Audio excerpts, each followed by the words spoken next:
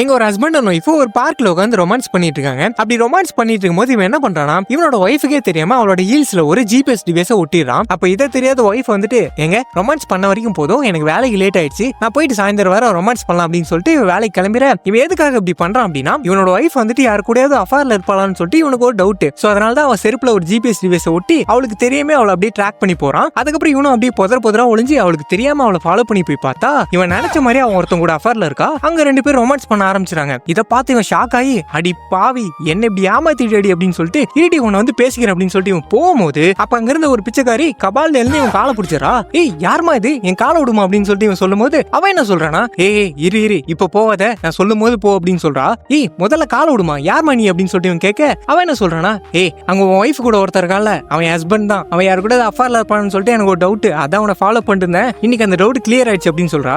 இதை கேட்டவன், ஏமா உனக்கு நான் எவ்வளவு தேவையாடுது, என்னமா பிச்சைக்காரி மாதிரி எல்லாம் வேச போட்டு ஃபாலோ பண்ணிருக்க அப்படின்னு மாதிரி சொல்லும் போது, யோ அதை உடியா மேட்ருக்கு வாயா, இப்ப நாம போய் அவங்கள பிடிச்சோம் அப்படின்னா ஒரு யூஸ் இல்ல, ஏன்னா நம்ம ஆல்ரெடி ஏமாந்துட்டோம், அவங்க ஏமாத்திட்டாங்க, சோ நம்ம இப்போ அவங்களுக்கு சரியான பனிஷ்மெண்ட் கொடுக்கணும் அப்படின்னு சொல்லிட்டு இவ சறுக்குன்னு ஒரு பூட்டை எடுத்து நீட்டி ஒரு பிளான சொல்ல, அதே நேரம் அந்த பக்கம் அவங்க ரெண்டு பேரும் ரொமான்ஸ் பண்ணிட்டு இருக்கும் போது அப்ப அவன் என்ன சொல்றானா, டார்லிங் சொரிஞ்சு வரைக்கும் போதும், கொஞ்சம் உரியா, தோ அங்க ஐஸ்கிரீம் வித்துட்டு இருக்காங்க, சோ நான் போயிட்டு நம்ம மூடிக்கு ஏத்த மாதிரி நல்லா சில்லுன்னு ஒரு ஐஸ்கிரீம் வாங்கிட்டு வரேன் அப்படின்னு சொல்லிட்டு ஐஸ்கிரீம் வாங்க போக, அப்ப அந்த நேரம் இவளோட ஹஸ்பண்ட் வந்து இங்க உட்கார.